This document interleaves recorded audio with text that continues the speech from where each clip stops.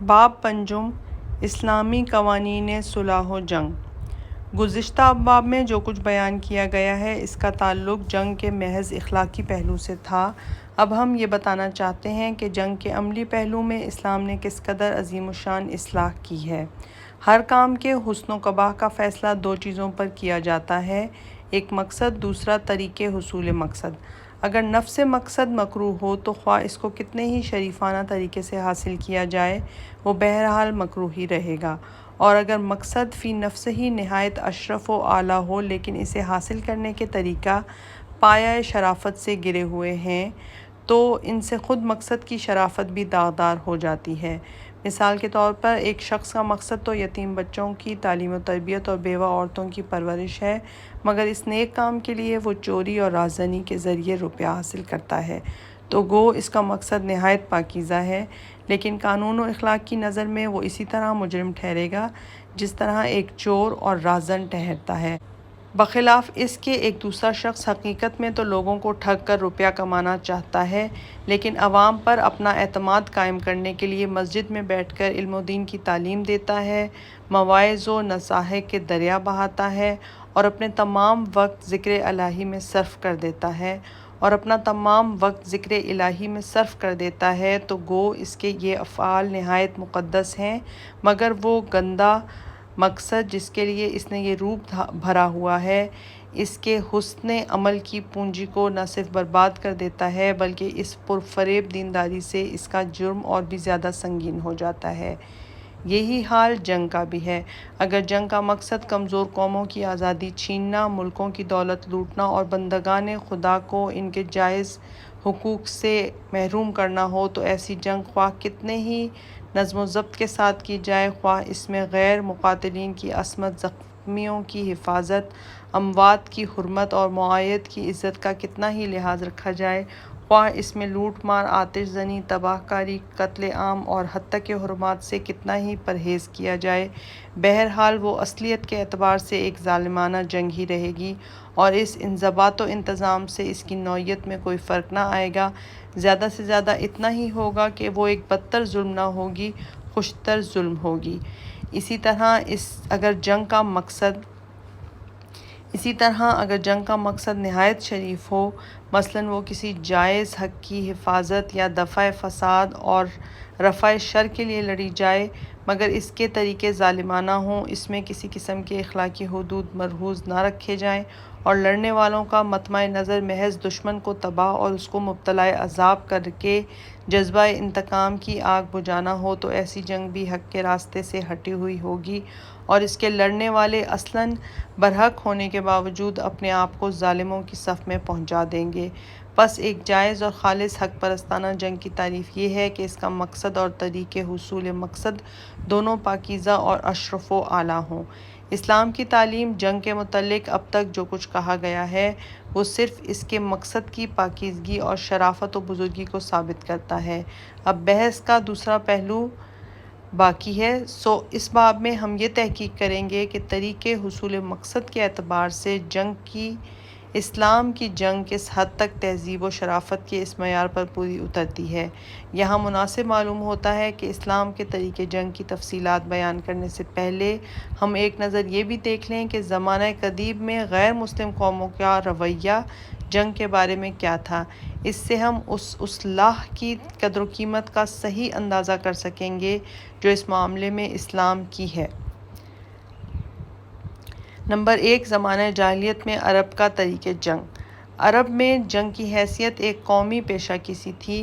ذرائع معاش کی قلت، ضروریات زندگی کی کمیابی اور اجتماعی ضبط و نظام کے فقدان سے عربوں میں جنگجوئی کی عادت اس قدر راسخ ہو گئی تھی کہ وہ قتل و خون ریزی اور لوٹ مار کو اپنی خصوصیت بلکہ مفاخر میں شمار کرنے لگے تھے۔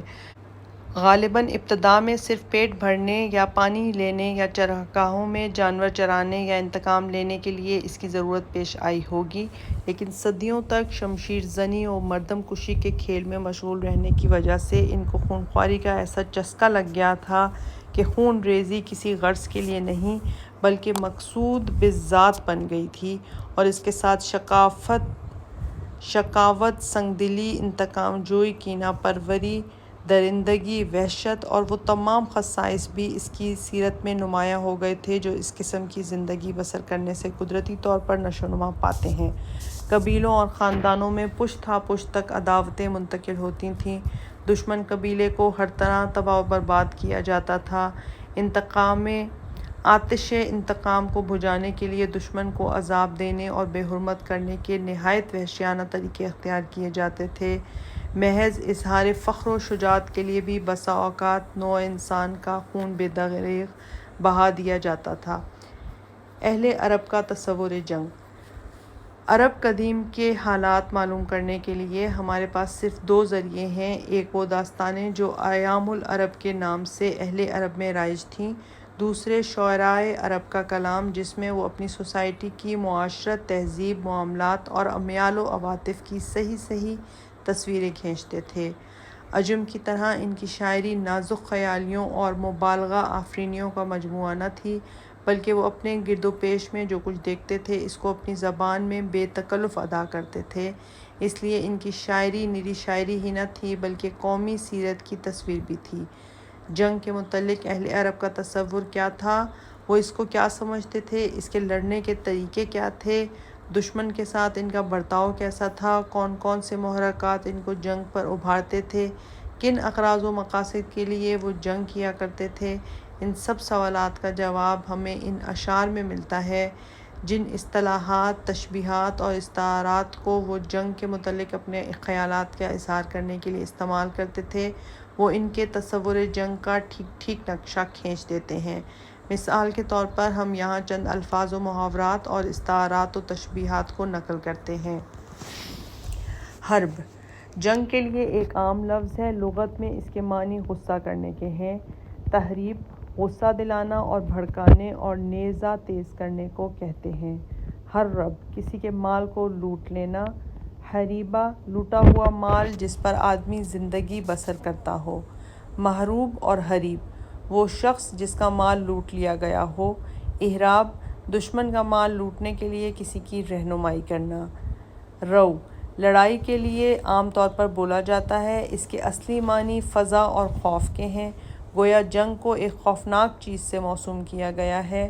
وداق بن تفصیل المازنی کہتا ہے، مقادیم وصالون فی الرو خطوہم، وہ آگے بڑھنے والے اور لڑائی کے خطرے میں قدم چلا کر چلنے والے ہیں۔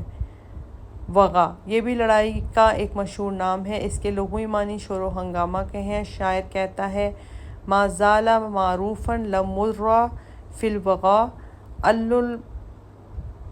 القنا وعلیہم انحالھا، ہمیشہ سے بنو مرہ کی یہ صفت مشہور ہے کہ وہ جنگ میں بار بار دشمنوں کے خون سے اپنے نیزوں کی پیاس بجھاتے ہیں اور کم از کم ایک مرتبہ ان کی تشنگی فرو کرنا تو ان پر فرض ہے۔ شر اصلی معنی بدی کے ہیں اور جنگ کے لیے مجازاً بکثرت بولا جاتا ہے۔ شاعر اپنے ممدوح قبیلے کی اس طرح تعریف کرتا ہے، وہ ایسی قوم ہے کہ جب لڑائی اپنی کچیلیاں نکال کر ان کو ڈراتی ہے تو وہ گروہ در گروہ اور تنہا تنہا اس کے مقابلے میں دوڑ پڑتے ہیں۔ کریہہ یہ بھی اسمائے جنگ میں سے ہے اور اس کے اصلی معنی سختی، مصیبت اور بلا کے ہیں۔ شاعر اپنے ممدوح کی تعریف میں کہتا ہے، صاب الکریہ لا یرام جنابہ ما ذی الحزیمہ کالحسام المقسل، وہ جنگ کی مصیبت میں سخت ہے، اس کی بارگاہ کا کوئی قصد نہیں کر سکتا، شمشیر براں کی طرح ارادے کا پورا ہے۔ ہیاج برانگیختگی و خشم گرفتگی کے معنی میں آتا ہے اور مجازاً جنگ کے لیے بھی بولا جاتا ہے۔ ابن غطمہ کہتا ہے، ان تدعو زید بنی زحل لمغزبا نغزب لزرع ان الفضل محسوب، اگر زید بنی زحل کو جنگ کے لیے بلائے گا تو ہم بنی زرع کی طرف سے لڑیں گے کیونکہ فضیلت محسوب ہوتی ہے۔ شعرائے عرب نے جنگ کو مینڈھوں کے ٹکر لڑنے سے تشبیہ دی ہے، چنانچہ اس کے لیے لفظ نطاح کا لفظ استعمال کرتے ہیں۔ سعد بن مالک کہتا ہے، گریز کے بعد پلٹ پڑنا بہتر ہے جبکہ یکلخت پیش قدمی کر کے دشمن سے ٹکر لڑنا پسند نہ ہو۔ جنگ کو اونٹ کے سینے سے تشبیہ دی گئی ہے کیونکہ جب اونٹ کسی چیز پر اپنا سینہ رکھ دیتا ہے تو وہ پس کر رہ جاتی ہے، اس لیے بھی کہ اونٹ ایک سخت کینہ پرور اور انتقام جو جانور ہے۔ شاعر کہتا ہے انختم علینا کلکل الحرب مرہ فنحن منیخها علیکم بکلکل۔ تم نے ایک مرتبہ ہمارے اوپر جنگ کے سینے کو رکھا ہے، اس لیے ہم بھی عنقریب تم پر اس کا سینہ رکھنے والے ہیں۔ جنگ کو چکی سے تشبیہ دی گئی ہے کیونکہ وہ بھی دشمن کو آٹے کی طرح پیس دیتی ہے۔ ابوالغول تہیوی کہتا ہے فوارثوا لا یملون المنایا اذا دارت رح الحرب الزبونی۔ وہ ایسے شاہ سوار ہیں کہ موت سے نہیں گھبراتے جبکہ شدید جنگ کی چکی چلتی ہے۔ عمرو بن کلثوم کہتا ہے متی ننقل الی قوم روحانا یکون فی اللقاء لها طحینا۔ جب ہم کسی قوم کی طرف اپنی چکی کو لے جاتے ہیں تو وہ لڑائی میں اس کا آٹا بن جاتی ہے۔ جنگ کے لیے محض چکر کا استعارہ بھی مستعمل تھا۔ انطرا بن شداد ابسی کہتا ہے وَلَقَدْ خَشِیْتُ بِأَنْ أَمُوتُ وَلَمْ تَکُنْ لِلْحَرْبِ دَائِرَةٌ عَلَىٰ ابْنِ زمزم۔ مجھے اندیشہ ہے کہ کہیں ایسا نہ ہو کہ میں مر جاؤں اور زمزم کے دونوں بیٹے لڑائی کے چکر میں نہ آئیں۔ جنگ کو آگ سے بھی بکثرت تشبیہ دی گئی ہے کیونکہ وہ بھی دشمن کو آگ کی طرح جھلس دیتی ہے۔ حارث بن حلزہ کہتا ہے ما جزعنا تحت الاجلج اذن ولوا شلالا واذا تلظ السلا۔ ہم گرد و غبار میں مضطرب نہ ہوئے جبکہ سوار متفرق ہو کر بھاگے اور جنگ کی آگ خوب بھڑکی۔ سعد بن مالک کہتا ہے من صد النیر نحا فانا ابن القیس لا براح۔ کوئی جنگ کی آگ سے منہ موڑ جائے تو موڑ جائے، میں تو قیس کا بیٹا ہوں، ہرگز نہ ٹلوں گا۔ بشامہ بن عزیر کہتا ہے میری قوم ساری کی ساری شدید جنگ کی حریف ہے اور اس کے پاس مشرفی تلوار اور نیزہ جنگ کی آگ کو بھڑکانے کا ایندھن ہے۔ ابوالغول تہیوی کہتا ہے اس کی دلیری و مردانگی میں کمی نہیں آتی اگرچہ وہ آتش جنگ میں پے در پے کودتے ہیں۔ ان تمام تشبیہوں اور استعاروں اور محاوروں سے معلوم ہوتا ہے کہ اہل عرب کے تصور میں جنگ ایک ایسی چیز کا نام ہے جس میں لوٹ مار ہو، شور و ہنگامہ ہو، غضب و اشتعال ہو، جس کے خلاف لڑی جائے، اس کو پیس دے، بھلس دے، تہس نہس کر دے اور اس پر ایسی مصیبتیں وارد ہوں جس کے خوف سے رونگٹے کھڑے ہو جائیں۔ دو لڑنے والے دشمنوں کی بہیمت کی ان کے تصور میں اس مینڈے کی مانند تھی جو غضبناک ہو کر اپنے حریف سے ٹکر لڑتا ہے۔ اس جنگ میں شجاعت و بصالت کا جوہر تو ضرور ہے مگر اخلاقی فضیلت اور انسانی شرافت کا نام تک نہیں۔ اس جنگ میں شجاعت و بصالت کا جوہر تو ضرور ہے مگر اخلاقی فضیلت اور انسانی شرافت کا نام تک نہیں۔ عربی سیرت میں جنگجوئی کا اثر۔ یہ جنگ اہل عرب کے قلب و روح کو سب سے زیادہ مرغوب چیز تھی۔ ان کے ہاں عام عقیدہ یہ تھا کہ اگر کوئی شخص پلنگ پر پڑ کر مرتا ہے تو اس کی روح ناک سے نکلتی ہے اور اگر میدان جنگ میں لڑ کر جان دیتا ہے تو اس کی روح اس کے زخم سے نکلتی ہے۔ ہر عرب کی تمنا تھی کہ اس کی روح اس کے زخم سے نکلے کیونکہ ناک سے روح کے نکلنے کو وہ سخت عار سمجھتا تھا۔ شعرائے عرب فخر کرتے تھے کہ ان کے ہاں کوئی ناک کی موت نہیں مرتا۔ چنانچہ ایک شاعر اپنی قومی مفاخر بیان کرتے ہوئے کہتا ہے ایک دوسرا شاعر اپنے قبیلے کی تعریف میں کہتا ہے کہ وہ لوٹ مار کے جوش میں خود اپنے بھائیوں کو بھی نہیں چھوڑتے۔ وَكُنْ إِذَا أَغْرًا عَلَى جَنَابٍ وَأَعُوذُهُنَّ نَهْبٌ حَيْثُ كَانَ۔ ہمارے گھوڑے جب قبیلہ جناب پر قتل غاری کرتے ہیں اور وہاں کچھ لوٹ کا مال ہاتھ نہیں آتا تو وہ اغرن منہن الضباب علی الحلول والضب انہ من حان حانا، ضباب اور ضبہ پر ٹوٹ پڑتے ہیں جبکہ وہ اپنے گھروں میں ہوتے ہیں، پھر جو مرے سو مر جائے، ان کی وہ کچھ پرواہ نہیں کرتے۔ احیانا علی بکر اخینا اذا ما لم یخذ الا اخانا، اور کبھی کبھی خود بکر اپنے بھائی پر بھی حملہ کر بیٹھتے ہیں جبکہ ہمیں اپنے بھائی کے سوا کوئی اور لوٹ مار کے لیے نہ ملے۔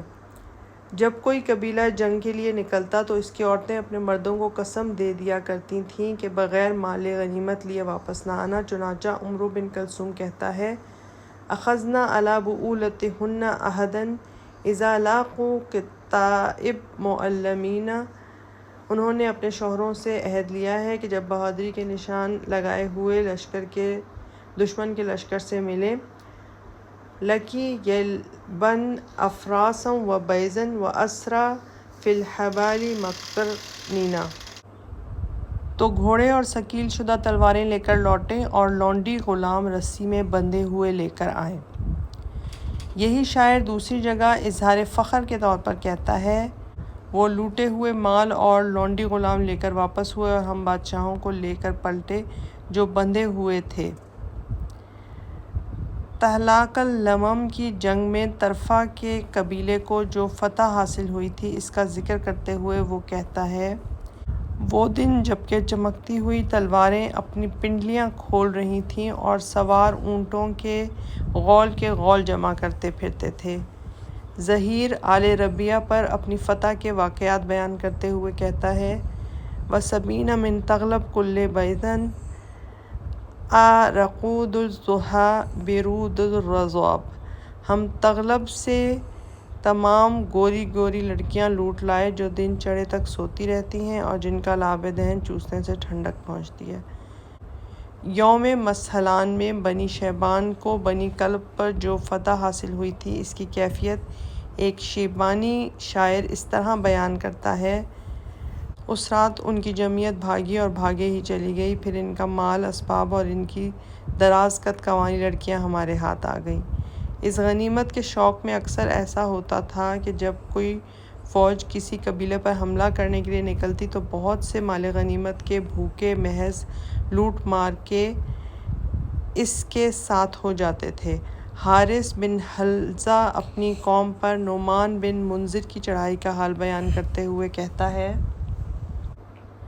اس کی مدد کے لیے ہر قبیلے سے بھوکے لٹیرے جمع ہو گئے گویا کہ وہ عقاب تھے، پھر ہم بنی تمیم پر ٹوٹ پڑے اور ماہ حرام میں ان پر پہنچ کر ان کی بیٹیوں کو لونڈیاں بنا لیا۔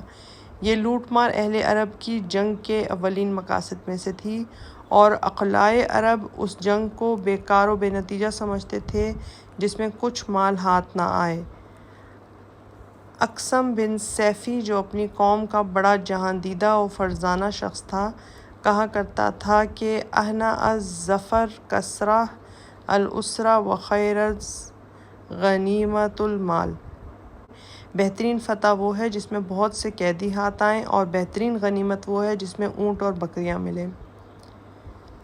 تفاخر حصول غنائم کے ساتھ دوسرا اہم محرک یہ جذبہ تھا کہ وہ اپنی بزرگی اور شرافت اور بہادری اور شجاعت کی دھاک بٹھائی جائے۔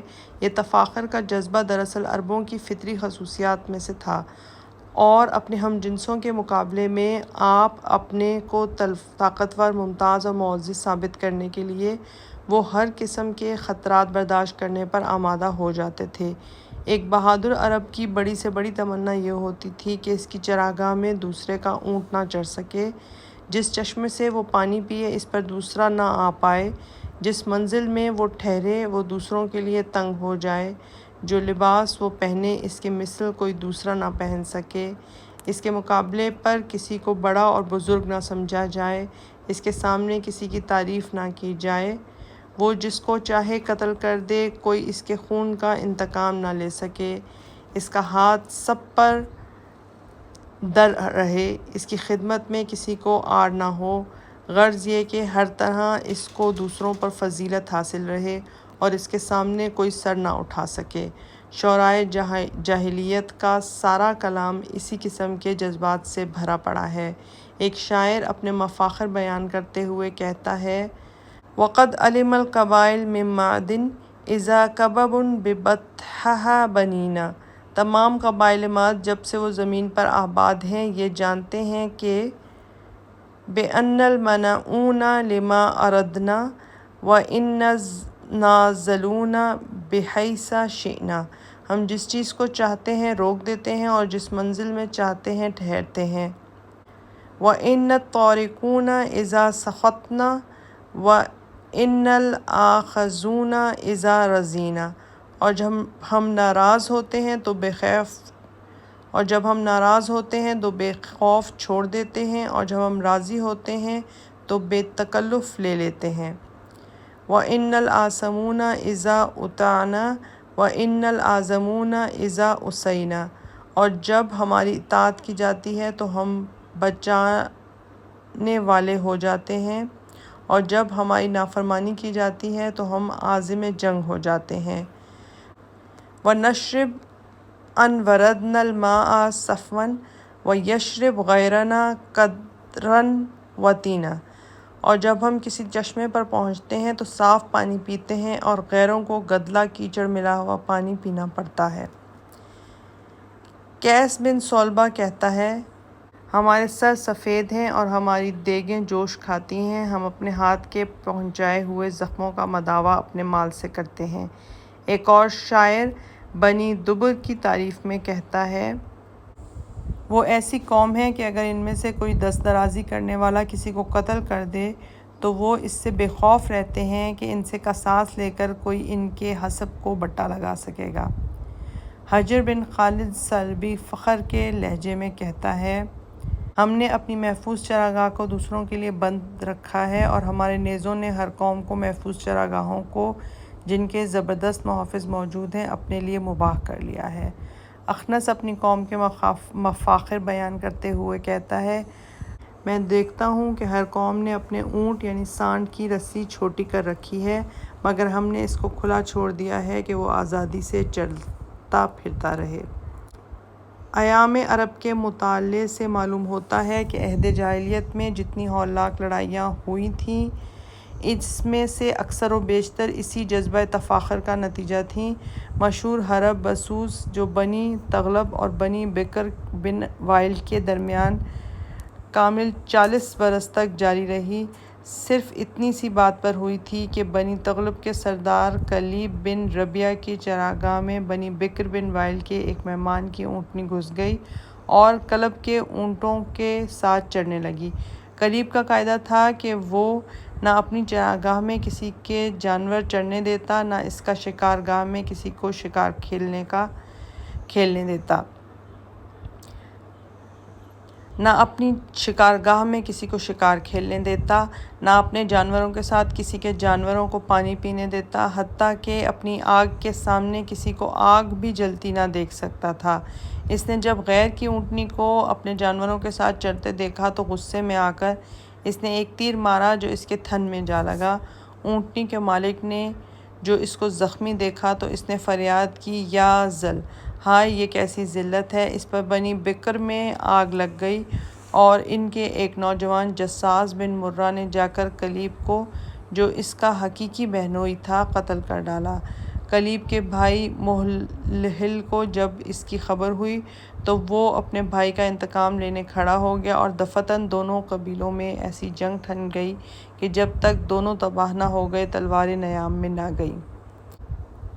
ایک دوسری جنگ جو حرب دائس کے نام سے مشہور ہے، محض گھڑ دوڑ اور گھوڑے کے آگے نکل جانے پر برپا ہوئی تھی۔ بنی عبس کے سردار قیس بن ظہیر کے پاس دائس اور ابرہ نامی دو گھوڑے تھے جن کی تیز رفتاری عرب میں مشہور تھی۔ بنی بدر کے سردار حذیفہ بن بدر کو یہ بات ناگوار ہوئی کہ اس کے ایک ہم چشم کے گھوڑوں کو اتنی شہرت نصیب ہو۔ اس نے اپنے دو گھوڑوں سے ان کی شرط بدی اور فریقین کے درمیان یہ بات طے ہوئی۔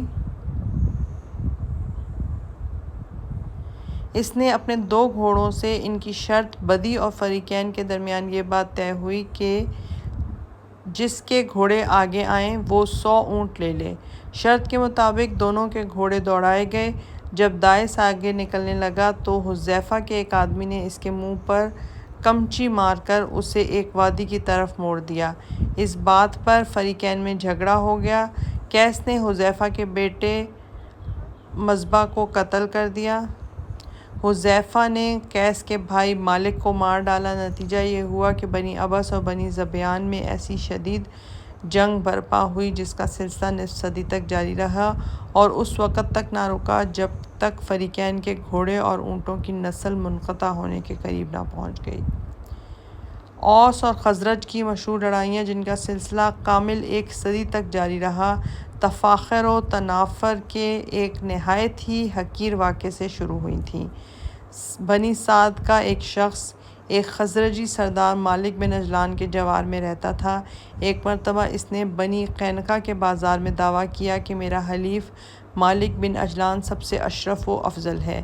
یہ بات قبیلہ اوس کے ایک شخص کو بہت بری معلوم ہوئی اور اس نے قائل کو قتل کر دیا۔ اس پر اوس اور خزرج کے درمیان قتل و خون کا ایسا خوفناک سلسلہ شروع ہو گیا کہ اگر اسلام نہ آتا تو دونوں قبیلے لڑ لڑ کر فنا ہو جاتے۔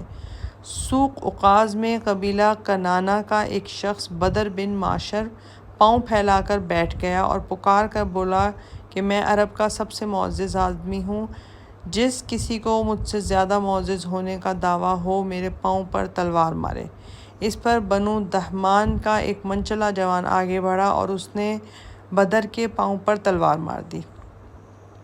یہ چنگاری دونوں قبیلوں میں جنگ کی آگ بھڑکانے کے لیے کافی تھی۔ تلواریں کھینچی گئیں اور وہ جنگ برپا ہوئی جو پہلے حرب فجار کہلاتی تھی۔ اس کے بعد کنانہ اور ہوازن میں کبھی صفائی نہ ہوئی اور ان کی عداوتیں یہاں تک بڑھیں کہ دونوں قبیلوں کے حلیف قبائل بھی ان میں شریک ہو گئے۔ آخری حرب فجار بھی، جس کے متعلق ابن اسیر کہتا ہے کہ ایام عرب میں اس سے زیادہ زبردست جنگ کوئی نہیں ہوئی، اسی جذبہ فخر و غرور کا نتیجہ تھی۔ 26 قبل بعثت میں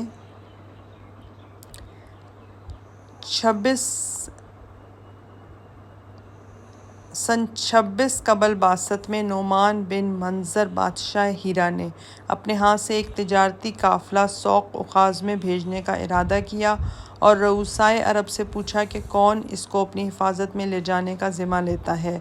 براز بن قیس کنانی نے کہا کہ میں اس کو بنی کنانہ سے محفوظ رکھنے کا ذمہ لیتا ہوں۔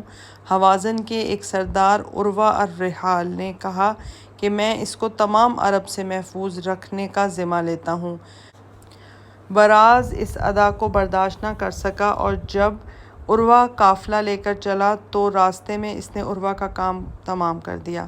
اس واقعے سے کنانہ اور ہوازن کی عداوت پھر تازہ ہو گئی، دونوں قبیلوں میں جنگ چھڑ گئی۔ قریش نے کنانہ کا اور بنو ثقیف نے ہوازن کا ساتھ دیا۔ 4 سال تک شدید خون ریزی کا سلسلہ جاری رہا اور یوم شمتا، یوم الابلہ، یوم شرب اور یوم الحریرہ کے ہولناک معرکے برپا ہوئے جنہوں نے عرب کے تمام پچھلے معرکوں کو بھلا دیا۔ انتقام۔ ایک اور قوی و شدید محرک جس نے عرب کی تاریخ کو خون سے رنگین کر دیا تھا وہ انتقام کا جذبہ تھا۔ عرب یہ عقیدہ رکھتے تھے کہ جب کوئی شخص قتل کیا جاتا ہے تو اس کی روح پرند بن کر اڑ جاتی ہے اور جب تک اس کا بدلہ نہ لیا جائے وہ کوہ و بیاباں میں اسقونی اسقونی، مجھے پلاؤ کہہ کر چیختی پھرتی ہے۔ ان کی اصطلاح میں اس پرندے کا نام ہامہ یا صدا تھا۔ بعض لوگوں کا عقیدہ تھا کہ جس مقتول کا انتقام لیا جاتا ہے وہ زندہ رہتا ہے اور جس کا انتقام نہیں لیا جاتا وہ بے جان ہو جاتا ہے۔ بعض لوگ یہ سمجھتے تھے کہ جب تک بدلہ نہ لیا جائے مقتول کی قبر میں اندھیرا رہتا ہے۔ اس قسم کے عقائد کی بنا پر مقتول کے رشتہ دار، اہل قبیلہ، حتیٰ کہ اس کے قبیلے کے حلیف تک اپنا فرض سمجھتے تھے کہ اس کے قاتل سے خون کا بدلہ لے کر اس کی روح کو مطمئن کر دیں۔ اگر قاتل اس کے درجے سے کمتر درجے کا آدمی ہوتا تو اس کے قبیلے کے کسی ایسے آدمی کو قتل کرنے کی کوشش کی جاتی جس کا خون اس کے خیال میں مقتول کے خون کے برابر قیمت رکھتا ہو۔ اسی طرح بسا اوقات ایک شخص کے قتل ہو جانے سے بڑے بڑے قبیلوں میں آگ لگ جاتی تھی اور ایسی خون ریزی کا سلسلہ شروع ہوتا تھا کہ سالہ سال تک نہ تھمتا تھا۔ اگر کوئی شخص یا قبیلہ اپنے آدمی کے خون کا بدلہ سار لینے میں کوتاہی کرتا یا اس کے عوض خون بہا قبول کرتا تو یہ بڑی ذلت کی بات سمجھی جاتی تھی اور اس بزدلی سے اس کی شرافت کا بٹہ لگ جاتا تھا۔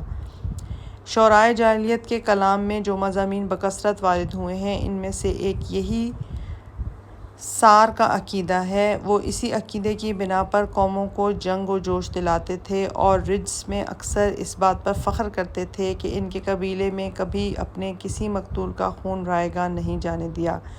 سموال بن عادیہ کہتا ہے وما مات منا سید حتف انفہ ولا طل منا حیث کانا قتیل، جب ہم میں سے کوئی سردار اپنی ناک کی موت نہیں مرا اور جب ہمارا کوئی آدمی مارا گیا تو اس کا خون کبھی رائیگاں نہ گیا۔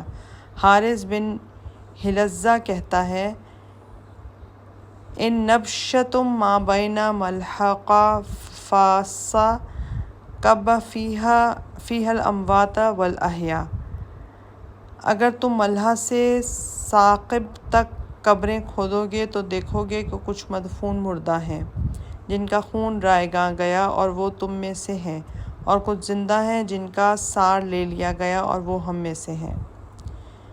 قیس بن عاصم اپنے قبیلے کو جوش دلانے کے لیے کہتا ہے ان بیچارے صداؤں کا کیا حال ہے جو فلج میں چیختے پھر رہے ہیں کہ ہائے ابن حنظل کا بدلہ کسی نے نہ لیا۔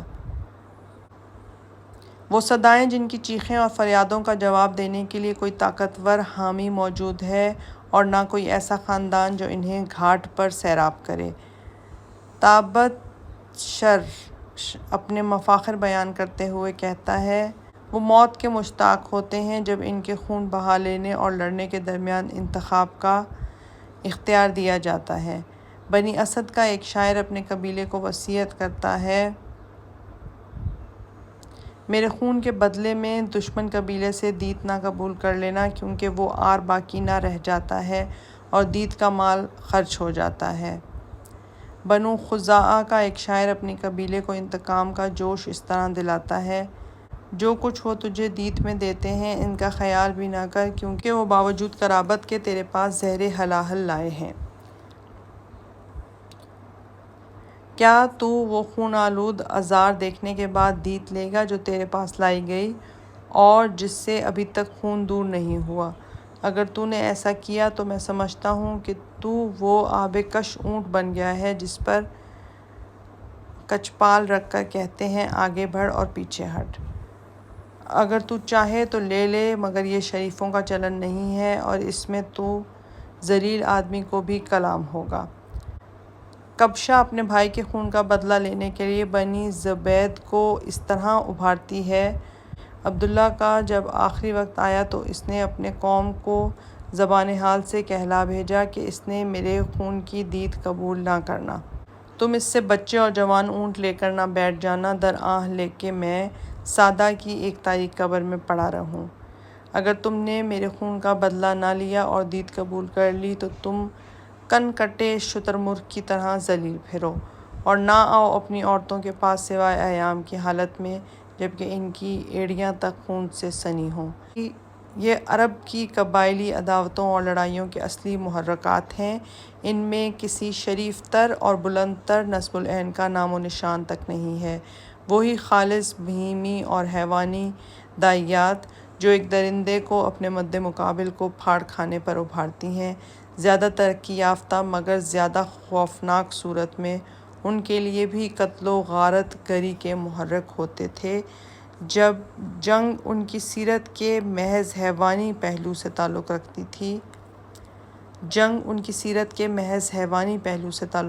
تھی، انسانی و ملکوتی پہلو سے اس کا کوئی تعلق نہ تھا، بلکہ اس کے ذہن اس تصور سے بھی خالی تھے کہ جنگ کو بنی آدم کے اس برتر اخلاقی پہلو سے بھی کوئی تعلق ہو سکتا ہے۔